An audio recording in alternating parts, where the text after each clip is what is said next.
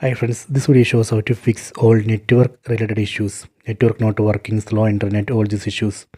Please don't forget to subscribe this channel, please like and share the video. Go to settings, tap on the settings app icon, go down, go to system, tap on this reset options, tap on reset Wi-Fi, mobile and Bluetooth, tap on this reset settings button, then again tap on reset settings. Done.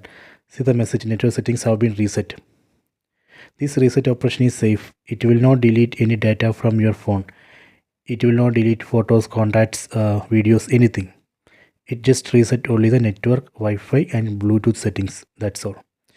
After this reset operation, you can go back and check internet. Internet should work. So this way we can reset network settings and fix all network related issues.